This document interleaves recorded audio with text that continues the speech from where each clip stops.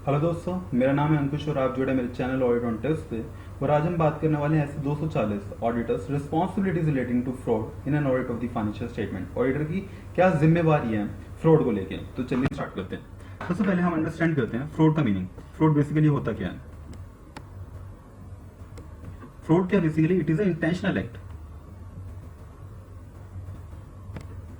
Fraud एक intentional act है। किसके द्वारा किया जाता है ये fraud? By the management, TCWG, employees और थर्ड पार्टीज। पर्पस क्या होता है? To deceive someone using the deception to take the unjust और इलीगल एडवांटेज। डिसेप्शन क्या होता है? सामने वाले को to make someone believe something which is not true. सामने वाले को मजबूर करना विश्वास करने पे जो कि गलत है तथ्य, उसके ऊपर हम उसको कहते हैं हम डिसेप्शन। तो बेसिकली हमारा फ्रॉड क्या होगा? It is intentional act by the management, TCWG, employees और third party using the deception to take the unjust और इलीगल एडवांटेज। वो हो गया हमारा फ्रॉड ना। ऑडिटर कंसर्न है क्या हर फ्रॉड को लेके? अगर मान लो कंपनी एम्प्लॉइज को, अगर कंपनी एम्प्लॉइज के साथ अनफेयर है, या फिर अगर मान लो वो अपने कस्टमर्स को चीट कर रही है, तो क्या ऑडिटर कंसर्न होना चाहिए? नहीं। Auditor is concern just with the financial statement of the entity. वो क्लाइंट प्लेस पे गया है फाइनेंशियल स्टेटमेंट्स की कोई वैल्यूएट करने की, क्या जो इन्फॉर्मेशन है फाइनेंशियल स्टेटमेंट्स के अंदर वो ठीक है या नहीं है। उसको कोई मतलब नहीं है कि एंटिटी कस्टमर्स को चीट कर रही है, एम्प्लॉइज के साथ भेदभाव कर रही है, जो कुछ कर रही है, उसका कोई कोई कंसिडरेशन करने की जरूरत नहीं है। उसको सिर्फ कंसीडर करने की क्या जो फाइनेंशियल स्टेटमेंट के अंदर तथ्य हैं, जो फैक्ट्स एंड इन्फॉर्मेशन है फाइनेंशियल स्टेटमेंट के अंदर, क्या वो ट्रू एंड फेयर है या नहीं है। So basically auditor is concern whether the auditor is concerned with the fraud that affect the financial statement। Fraud के लिए हम इंटेंशनल मिस स्टेटमेंट वर्ड भी यूज करते हैं। हमने पढ़ा हुआ misstatement can be due to the fraud और एरर। मिस स्टेटमेंट फ्रॉड या एरर की वजह से हो सकती है।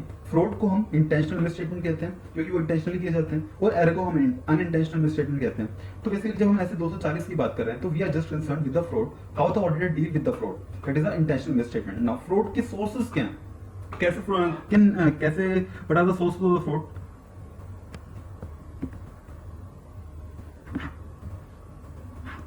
Fraud can be through the fraudulent financial reporting,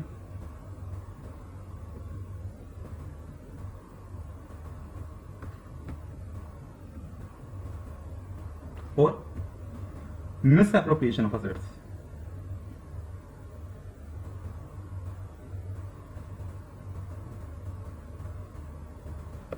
अगर हम फ्रॉडुलेंट फाइनेंशियल रिपोर्टिंग की बात करते हैं, फ्रॉडुलेंट फाइनेंशियल रिपोर्टिंग, तो how would the fraudulent financial reporting happens?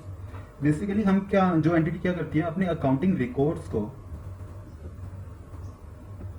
या फिर सोर्स ऑफ डॉक्यूमेंट्स को, उनको मैनिपुलेट करती है, ऑल्टर करती है, और उसके द्वारा वो अपने फ्रॉडुलेंट फाइनेंशियल रिपोर्टिंग कर सकती है। या फिर अगर हम बात करें इंटेंशनल ओमिशन की,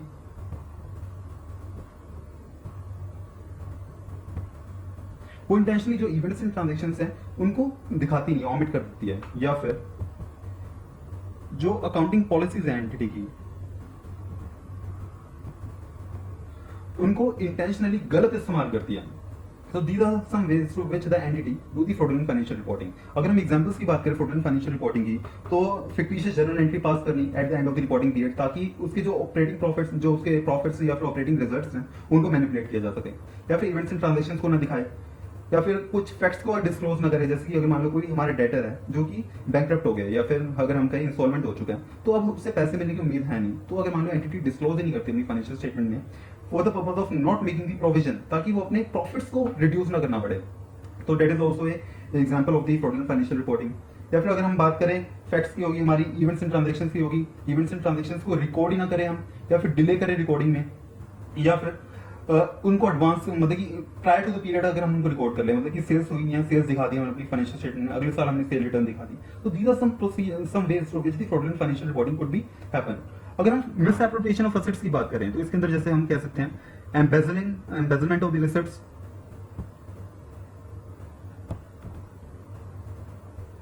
एम्बेजलिंग एसेट्स मतलब कैश की चोरी। कैश आया लेकिन रिकॉर्ड्स में ना दिखा के सीधा अपनी जेब में डाल दिया एम्प्लॉय ने, पहली बात। दूसरा, personal use of the entities asset, जैसे कि अगर हम बात करें आर्टिकलशिप फॉर्म में हम प्रिंट आउट्स निकालते हैं अपने पर्पस के लिए कई बार, so that is the personal use of the assets. तीसरी बात, फेक ट्रैवलिंग बिल्स दिखाने, वो सर्विसेज चार्ज करनी एंटिटी के ऊपर जो उसने ली ही नहीं है, तो fake travelling bills. So these are some of the misappropriations of assets. Now, अब हम बात करते हैं prevention detection of the frauds, किसकी जिम्मेवारी है? प्रिवेंशन और डिटेक्शन ऑफ फ्रॉड, बेसिकली जिम्मेवारी किसकी है? अगर हम बात करें फ्रॉड की प्रिवेंशन और डिटेक्शन की, तो प्राइमरी रिस्पॉन्सिबिलिटी हमेशा मैनेजमेंट की होती है। फ्रॉड के प्रिवेंशन डिटेक्शन की प्राइमरी रिस्पॉन्सिबिलिटी किसकी होती है? मैनेजमेंट की होती है। इसके लिए मैनेजमेंट को एक कल्चर क्रिएट करना पड़ता है अपनी ऑर्गेनाइजेशन में, एक ऑनेस्ट कल्चर, एक इंटीग्रिटी मेंटेन करनी होती है एक ऑर्गेनाइजेशन के अंदर, ताकि फ्रॉड्स को प्रिवेंट किया जा सके, डिटेक्ट किया जा सके। अब बात आती है कि ऑडिटर की क्या जिम्मेवारी है? मैनेजमेंट की तो चलो जिम्मेवारी है, मैनेजमेंट प्रिवेंट करेगी, डिटेक्ट करेगी फ्रॉड को, वो एक कल्चर मेंटेन करेगी, लेकिन ऑडिटर क्या करेगा? ऑडिटर की क्या रिस्पॉन्सिबिलिटी होगी इसको लेके?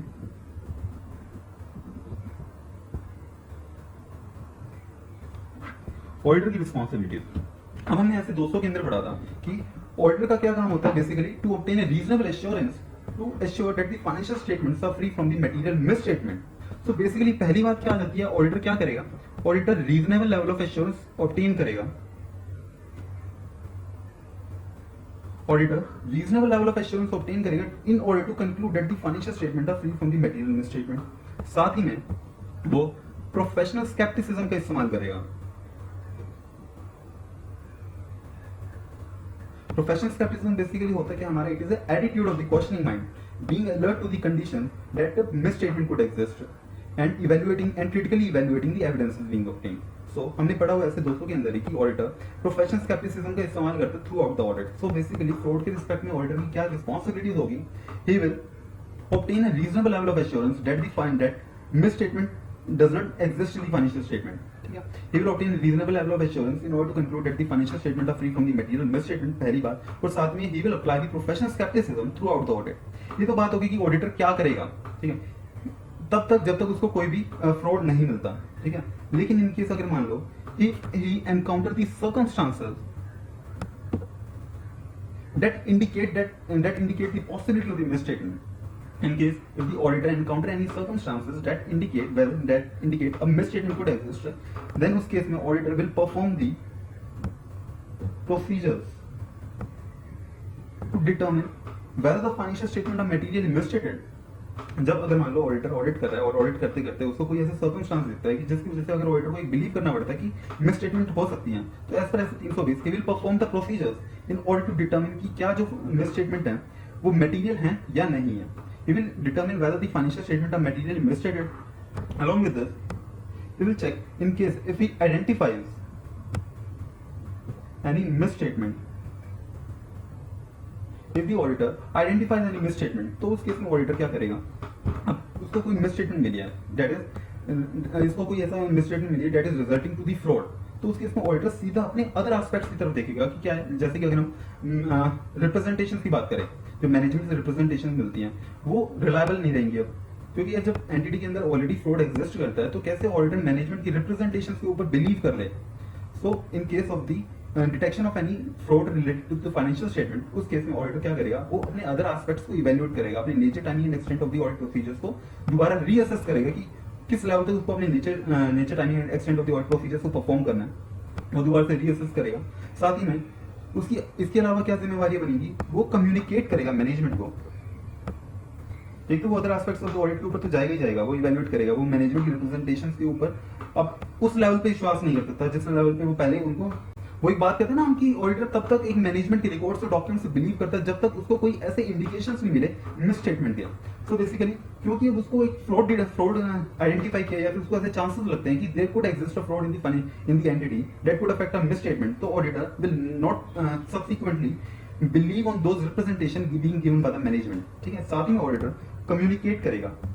कम्युनिकेट किसको करेगा? ऑडिटर कम्युनिकेट करेगा मैनेजमेंट को और टीसीडब्ल्यूजी को। ऑडिटर कम्युनिकेट करेगा मैनेजमेंट और टीसीडब्ल्यूजी की, क्योंकि उसको फ्रॉड उसको फ्रॉड आइडेंटिफाई हुआ है या फिर उसको चांसेस होते हैं कि there could fraud exist in the entity. साथ ही में वो इवेल्युएट करेगा कि क्या उसकी लीगल या रेगुलेटरी रिक्वायरमेंट है टू इन्फॉर्म दी रेगुलेटरी और दी एनफोर्समेंट अथॉरिटी। कब होती है एक ऑडिटर की requirement to inform the legal और रेगुलेटरी अथॉरिटी इन केस अगर मान लो वो कोई फ्रॉड डिटेक्ट करता है whose amount is being exceeded 1 crore rupee, तो he will evaluate कि क्या जो इसकी जिम्मेवारी बनती है लीगल या regulatory requirement to inform the regulatory authority और द एनफोर्समेंट अथॉरिटी। ये तो बात होगी ऑडिटर कम्युनिकेट करेगा। लेकिन इन केस अगर मान लो auditor concludes that he cannot continue the audit engagement, लेकिन अगर मान लो ऑडिटर ये कंक्लूड करता है कि he cannot continue the audit engagement because of the frauds or the suspected frauds, अगर मान लो ऑडिटर ये कंक्लूड करता है कि वो कंटिन्यू ही नहीं कर सकता ऑडिट एंगेजमेंट को, तो उस केस में वो क्या करेगा, he will consider कि क्या कोई उसकी प्रोफेशनल या लीगल रिक्वायरमेंट है to inform the management or the TCWG the withdrawal from the audit engagement and the reason for the withdrawal. Along with this, he will consider the possibility of the withdrawal. And in case अगर auditor withdraw कर लेता है, ठीक है, इन case अगर मान लो auditor withdraw कर लेता है अपने एंगेजमेंट से, तो उस केस में ऑडिटर क्या करेगा, he will communicate with the management and the TCWG and he will consider कि क्या कोई प्रोफेशनल या लीगल रिक्वायरमेंट है to inform the person who has appointed him and the other regulatory authority in case if required. Like हमने कहा कि इन case अगर मान लो 1 करोड़ से ऊपर का अगर कोई फ्रॉड आइडेंटिफाई होता है तो उस केस में ऑडिटर की रिक्वायरमेंट होती है रेगुलेटरी अथॉरिटीज को इन्फॉर्म करने की, एजी को इन्फॉर्म करने की। तो ही विल इवैल्यूएट कि क्या कोई उसकी ऐसी रिक्वायरमेंट है या नहीं है। So this is all about SA 240।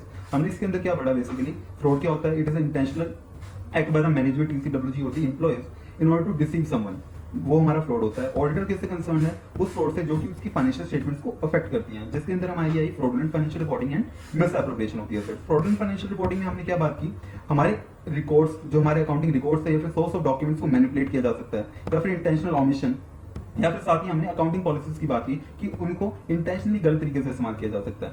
साथ में हमने मिसएप्रोप्रिएशन ऑफ एसेट्स की बात की, कैसे किया जा सकता है, like embezzling the receipts, personal use of the assets of the entity, या फिर एसेट्स की चोरी की जा सकती है, इंटेलेक्चुअल प्रॉपर्टी राइट्स की चोरी की जा सकती है, लाइक प्लान्स और आइडियाज ऑफ द एंटिटी, और fake travelling charging the entity for the services which are not being taken by the entity, like fake travelling bills. ये बात की। देन हमने प्रिवेंशन ऑफ डिटेक्शन की बात की कि जिम्मेवारी किसकी है prevention of detection of fraud की। प्राइमरी रिस्पांसिबिलिटी हमारी होती है मैनेजमेंट की। मैनेजमेंट प्रिवेंट करेगी फ्रॉड्स को, it will prevent करेगी and the management will detect the fraud, and for this purpose it will be committed to create a culture of the honesty and integrity within the organization. ये बात होगी on the perspective of the responsibility of the management.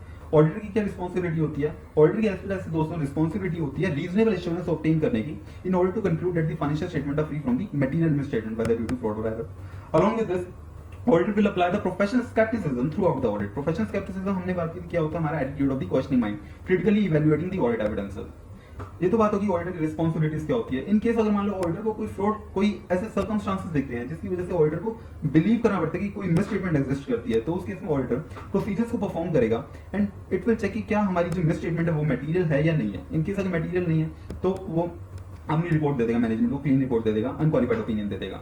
लेकिन इन case अगर मान लो auditor को लगता है कि there is a material misstatement existed in the financial statement, then उसका इंपैक्ट देखेगा वो on other aspects of the audit. In case अगर मान लो फर्दर प्रोसीजर्स परफॉर्म करता है, ठीक है, नीचे टाइम एक्सटेंड बढ़ाता है, उसे फ्रॉड मिलता है, वो आइडेंटिफाई कर लेता है फ्रॉड को, वो अपने अदर एस्पेक्ट्स को चेक करेगा ऑडिट को, लाइक जो मैनेजमेंट से रिप्रेजेंटेशन मिली हुई है वो उनके ऊपर फर्दर रिलाय नहीं कर सकता उन मैनेजमेंट की रिप्रेजेंटेशन के ऊपर। अलॉन्ग विद दिस ऑडिटर की कम्युनिकेशन की रिक्वायरमेंट होती है, रिस्पॉन्सिबिलिटी होती है, वो कम्युनिकेट करेगा मैनेजमेंट और टीसीडब्ल्यूजी को about the frauds being identified और the chances of fraud, susceptibility of fraud, ठीक है। अलॉन्ग विद दिस वो चेक करेगी क्या कोई उसकी लीगल और रेगुलेटरी रिक्वायरमेंट है टू इन्फॉर्म द रेगुलेटरी और द एनफोर्समेंट अथॉरिटी। ये तो बात होगी कम्युनिकेशन की। इसी के साथ हमने क्या बात की कि इन केस अगर मान लो ऑडिटर को लगता है कि वो कंटिन्यू ही नहीं कर सकता audit engagement just because of the reason of the identification of the fraud और the susceptible fraud in the financial in the entity that could impact our financial statement, तो उस केस में ही विल कंसीडर उसकी क्या कोई legal या regulatory requirement है to inform the person who has appointed him और the regulatory authority and he will consider the withdraw from the engagement, and in case if he withdraws from the engagement, तो उस केस में auditor क्या करेगा, he will communicate with the management, वो inform करेगा management को that he has withdrawn from the engagement, and along with this he will give in the reasons to the management, what are the reasons because of which he has withdrawn from the engagement. Along with this he will consider कि क्या कोई legal या regulatory requirement है inform करने की उस व्यक्ति को जिसने उसे अपॉइंट किया है and the other regulatory authority की विड्रॉ फ्रॉम द एंगेजमेंट की एंड उसके रीजंस क्या है withdrawn from the engagement. So this is all about SA 240 auditors responsibilities relating to fraud. Thank you, bye bye, take care.